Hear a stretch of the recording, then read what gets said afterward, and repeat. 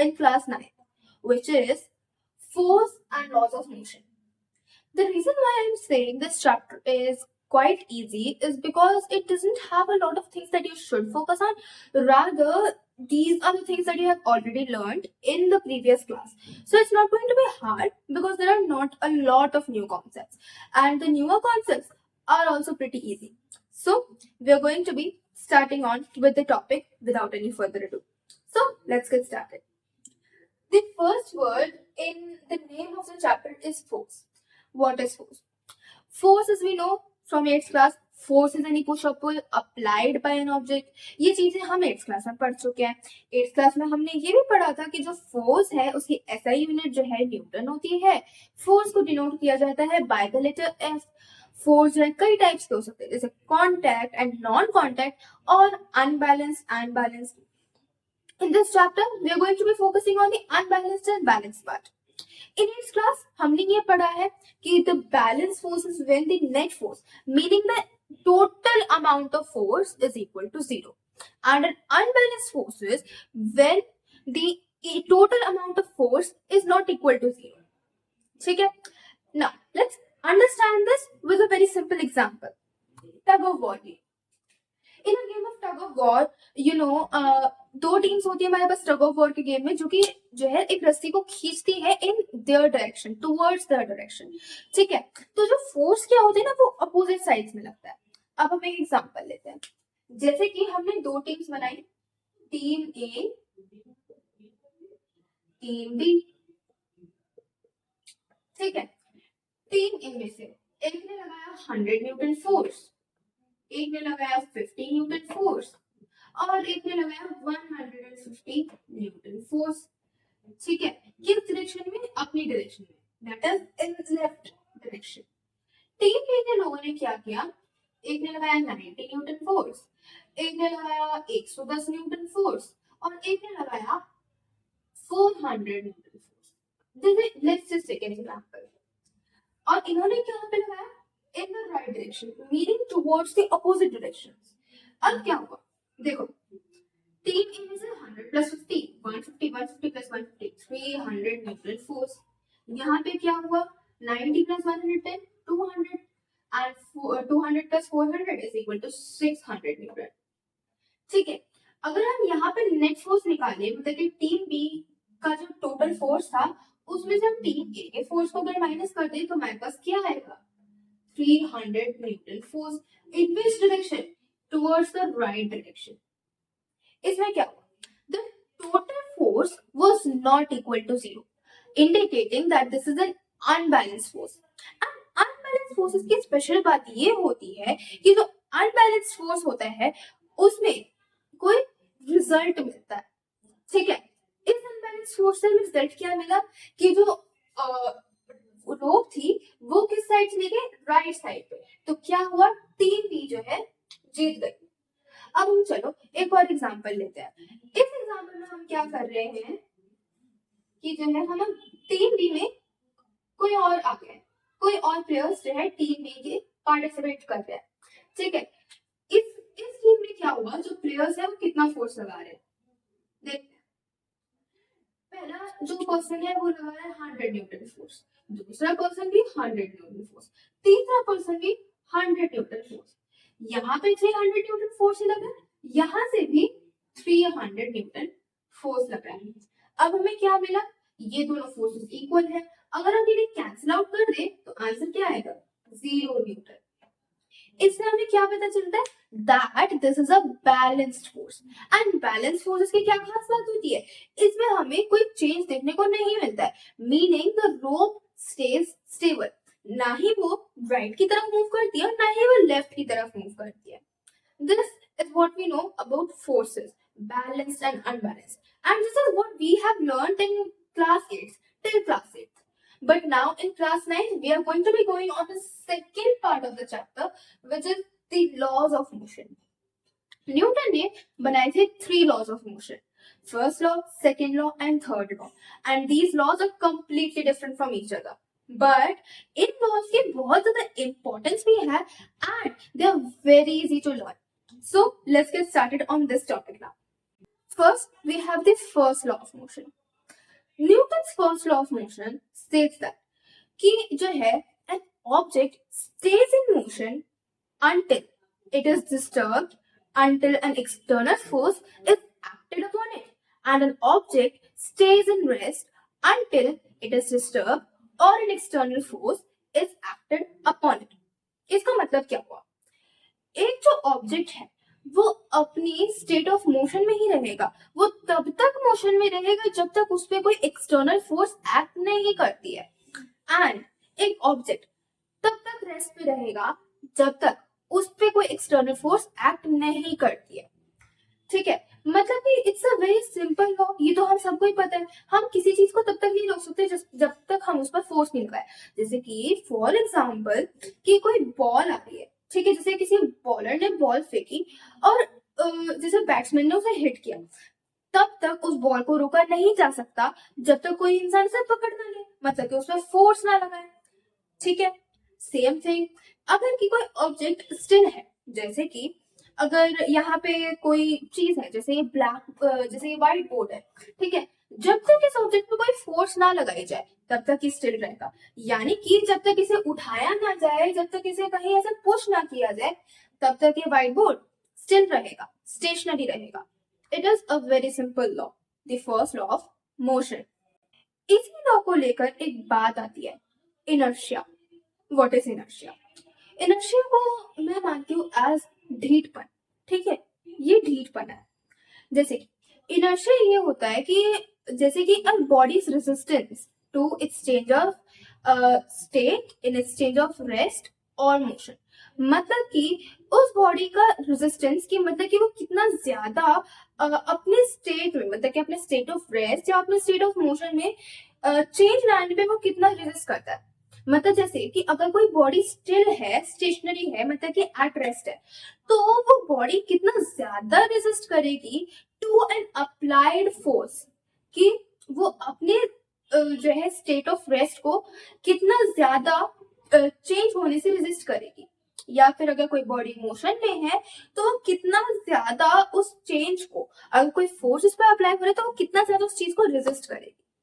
Inertia ये कहता है कि inertia is also the measure of mass. मतलब कि जो इनर्शिया है, जितना ज्यादा एक बॉडी का मास होता है उतना ज्यादा इसका इनर्शिया होता है।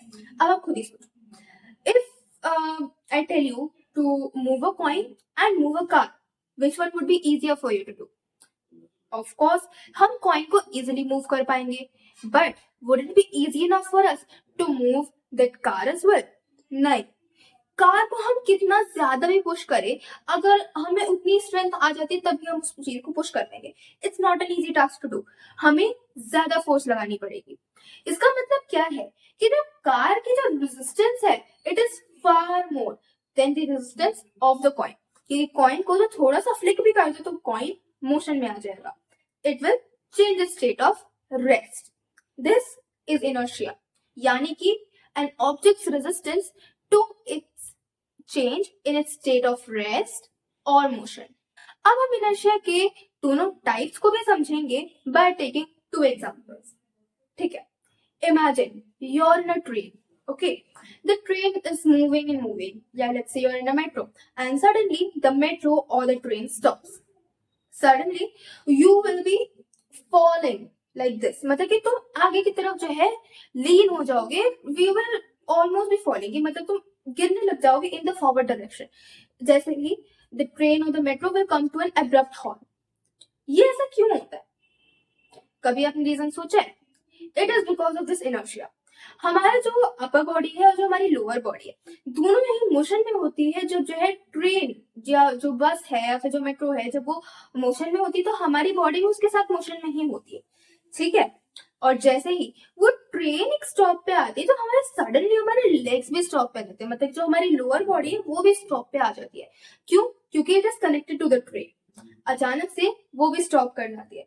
लेकिन क्योंकि हमारी जो अपर बॉडी है उसका इनर्शिया ज्यादा है, तो सडनली इट इज लाइक कि हमारी जो अपर बॉडी है वो उस चेंज को रेजिस्ट करती है। ठीक है, मतलब कि it does not want to come at rest that easily, ये रेजिस्ट कर रही है। सडनली क्या होता है? We are leaning forward and we are almost falling in the forward direction. क्यों? क्योंकि हमारा जो मोशन था it was also in the forward direction. तो हमारी बॉडी क्या चाह रही है कि वो अभी भी फॉरवर्ड डायरेक्शन में मूव करती रहे। This is what we call inertia of motion when a body wants to stay in motion. ठीक है, ये हो गया first type of inertia. Second type of inertia, अभी जो है हमारी ट्रेन एक हॉल्ट पे ही है, मेट्रो जो है एक स्टॉप पे ही है, ठीक है। सडनली क्या होता है, अचानक से वो ऐसे मूव करने लग जाती है बिल्कुल ही फास्ट। तो क्या होता है, हम लोग अचानक से पीछे गिरने लगते हैं, वी स्टार्ट लीनिंग बैकवर्ड्स। ये चीज क्यों होती है? देखो, क्योंकि हमारी जो लोअर बॉडी है it is connected to the tray, तो वो अचानक से मोशन में आ भी जाएगी। But since our upper body has more inertia, ये क्या करेगी, it will try to resist the change in its state of rest. ये जो है रेस्ट पे ही रहना चाहिए, इसलिए जो है वो बॉडी पीछे गिरने लगती है हमारी, it starts leaning backwards. This is inertia of rest, ठीक है। Have you seen that one viral video where a person beat a bus seat with a hammer and suddenly from the colorful patterns started emerging dust? आपने वो video तो जरूर देखी होगी, जिसमें से एक आदमी एक सीट को बीट कर रहा था, एक बस सीट को, और अचानक से उसमें से इतनी ज्यादा गंदगी, इतनी ज्यादा धूल निकलने लग गई। People must have found it very interesting, but they have not seen the science behind it. इस साइंस ये कहता है कि ये इसलिए होता है बिकॉज ऑफ इनर्शिया इटसेल्फ। अब देखो, I will like to explain this with a simple diagram. So here is the example. First of all, जो पर्सन है वो जो अपने हैमर से जो है सीट को बीट करने जा रहा होता है। टिल देन जो बस सीट है it has dust trapped below the seat, ठीक है। सीट के नीचे जो है डस्ट ट्रैप्ड है। जैसे ही वो हैमर से उसे बीट करने लगता है, तो क्या होता है, जो बस सीट है उसके साथ सिंक करती है, जो हैमर के मोशन के साथ वो भी नीचे जाती है। तो इसका जो इनर्शिया कम है, but dust particles do not want to move. वो डस्ट पार्टिकल्स अभी किस पे है, रेस्ट पे है, when the hammer has not struck them. But suddenly जैसे ही वो बस सीट नीचे आती है, इनको भी मोशन में आना पड़ता है, but these particles resist the change in their state of rest।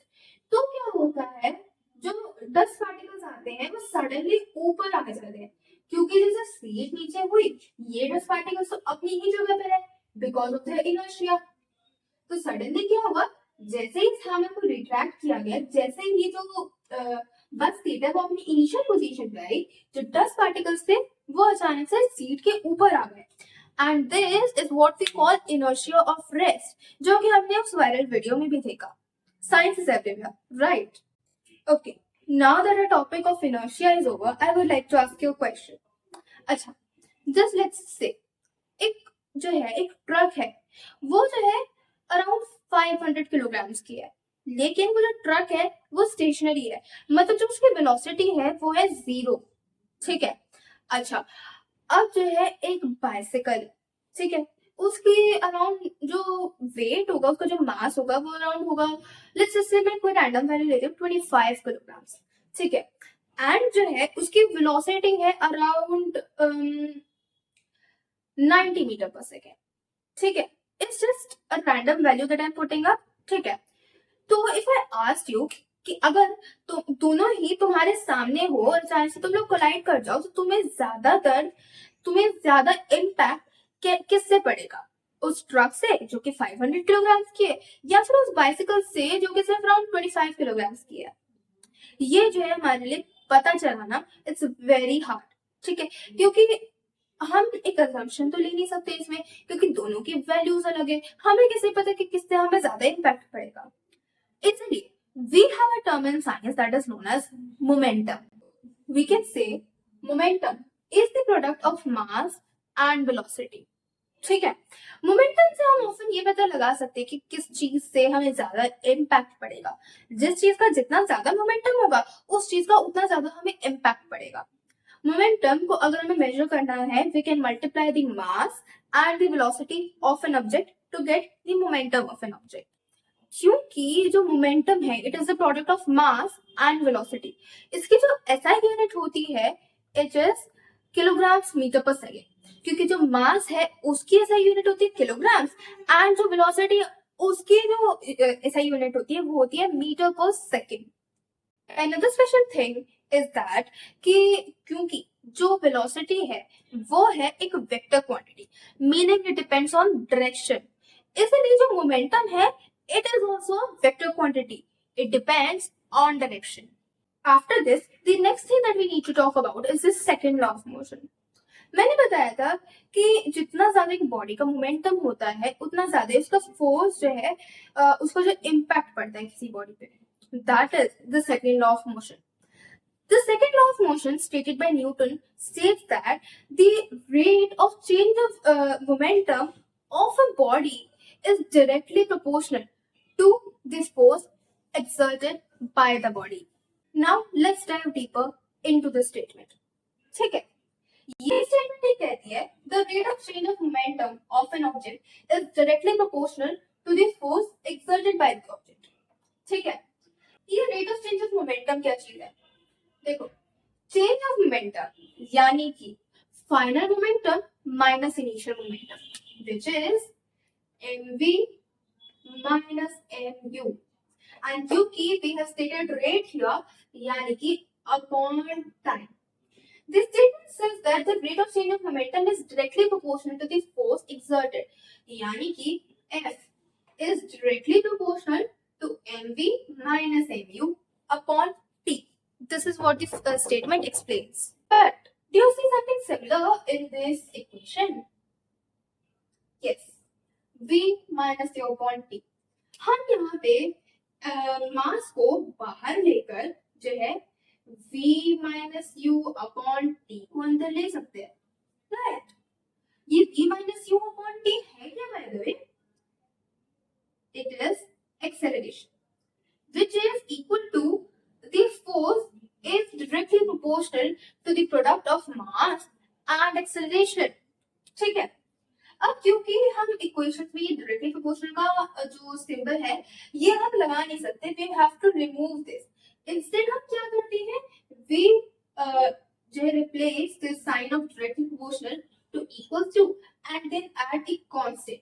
हम यहाँ पे जो है कांस्टेंट लेते हैं which is k and we never use this constant in any other equations of physics. So F is equal to kma. Now scientists, physicists, they started to research upon this and इससे हमें ये पता चला कि जो ये k है, this k is equal to 1. Thus F is equal to ma. ये जो है हमारी बनती है equation of the second law of motion, F is equal to ma. Equation के थ्रू हम जो है फर्स्ट लॉ ऑफ मोशन को भी स्टेट कर सकते हैं। अब देखो कैसे, हमने यहाँ पे जाना force is directly proportional to mv minus mu upon t। Second equation से पता चला कि F is equal to ma. This is what we got to know from the second law of motion. ठीक है, अब सुन, हम यहाँ पे a को रिप्लेस करेंगे by v minus u upon t, तो हमारी इक्वेशन क्या बन जाती है, F is equal to m v minus u upon t which is directly equal to F is equal to mv minus mu upon t। हम जो है time को ले जाएंगे on the left hand side, यानी कि we will multiply time by the force which is equal to mv minus mu, meaning the change in momentum is equal to the product of force and time. अब हम देखो क्या करें, अब हम क्या लेंगे, फोर्स को लेंगे हम 0 जब कोई भी एक्सटर्नल फोर्स नहीं अप्लाई हो रहा है, यानी कि 0 is equal to mv minus mu।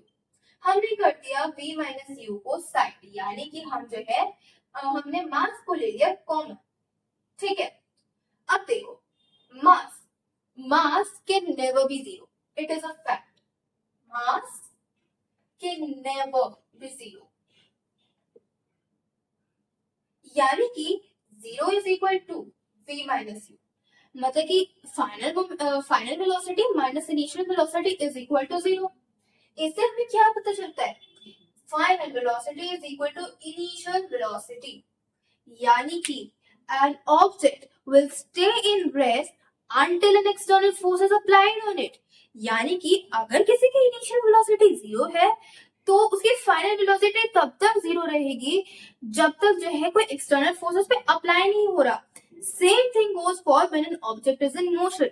जब तक उसकी जो है वो ऑब्जेक्ट मोशन में रहेगा कॉन्स्टेंटली, तब तक उसका जो है स्टेट ऑफ मोशन यानी कि उसकी जो वेलोसिटी है फाइनल वेलोसिटी चेंज नहीं हुई until and unless an external force is applied on it। Second law of motion also depends on time।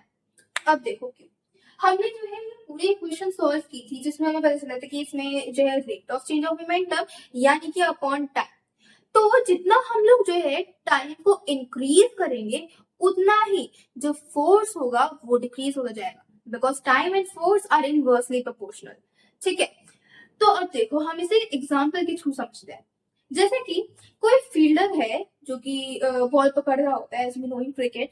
ठीक है, जब बॉल उसके पास आ रही होती है तो इंस्टेंट की वो जो उसके अपने हाथ ऐसे बढ़ा ले और बॉल को ऐसे अचानक से कैच करे, इंस्टेंट वो क्या करता है अपने हाथों को वो ऐसे करके लेकर आता है वापस। ही रिट्रैक्ट्स इट्स हैंड। ठीक है, अच्छा ये क्यों करता है? क्या रिट्रैक्ट करने से वो बॉल की ग्रिप अच्छी बन जाएगी? इट्स नॉट नो, बट वो इसलिए ऐसा करता है क्योंकि जो है जब एक बॉल उसके पास बहुत ही हाई स्पीड में आ रही होती है, अचानक से जब उसकी जो वेलोसिटी चेंज होगी उसका जो है मोमेंटम भी अचानक से चेंज होगा। यानी कि the change in momentum will be drastic in a very short amount of time.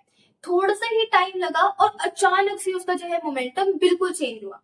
यानी कि इससे क्या होगा, हमारा जो फोर्स है वो और ज्यादा बढ़ जाएगा। तो देर इज अ चांस कि जो है उस प्लेयर को, उस फील्डर को इंजरी हो जाए। So to reduce time, to increase this time, he does this. यानी कि वो जो है अपना टाइम बढ़ाने के लिए जो है वो अपने हाथ में से रिट्रैक्ट करता है, क्योंकि टाइम जब बढ़ जाएगा तो rate of change of momentum जो है कम हो जाएगा, यानी कि जो फोर्स है वो भी कम हो जाएगी, तो उसकी chances of injury will also become less. यहीं पे जो हमारा सेकेंड लॉ ऑफ मोशन भी खत्म हो जाता है। Now we have the easiest law of motion which is the third law of motion. This law of motion says that to every action force there is a reaction force। Very simple, यानी कि वो ये कहता है जब हम कोई एक एक्शन फोर्स लगाते हैं, यानी कि हम अचानक से किसी चीज पे फोर्स लगाते हैं तो वो चीज में हम पे दोबारा फोर्स लगाती है। We can simply see this. अगर मैं इस बॉल को जो है या फिर इस बोर्ड को अगर अचानक से पंच करूंगी, मुझे जो अपने हाथ में दर्द फील तो होगा ही होगा। ठीक है, लेकिन फोर्स तो मैंने लगाई थी, तो दर्द तो उस व्हाइट बोर्ड को होना चाहिए। दर्द मुझे क्यों हो रहा है जबकि उसने तो मुझे कुछ किया भी नहीं, लेकिन दर्द मुझे भी हो रहा है। What is the reason behind that? Reason is the third law of motion। ये थर्ड लॉ ऑफ मोशन ये कहता है कि जब भी आप किसी चीज पे फोर्स लगा रहे हो वो चीज आप पे दोबारा फोर्स लगाती है। ठीक है, हम इसका एग्जांपल ले सकते हैं। जैसे कि हम एक कोई बाउंसिंग बॉल टाइप लेंगे जो कि बहुत ज्यादा बाउंस करते हैं, हम अचानक से इसे फेंकेंगे नीचे, वो बॉल जो थोड़ा बहुत एक बार तो रिबाउंस करेगी ही करेगी, लेकिन क्यों? हमने तो बॉल को नीचे फेंका था, क्या जमीन ने उसके ऊपर फोर्स लगाया कि वो ऊपर आ गई? यस, देखो हमने बॉल को नीचे फेंका, बॉल ने क्या किया, अपना जो है फोर्स लगाया towards the ground which is the action force. We can see this by a diagram. जो बॉल थी वो गई नीचे ग्राउंड पे, तो क्या हुआ, इस बॉल ने जो है फोर्स लगाया ऑन द ग्राउंड, तो क्या हुआ, this is an action force. अब because the third law of motion stated by Newton says that to every action force there is a reaction force।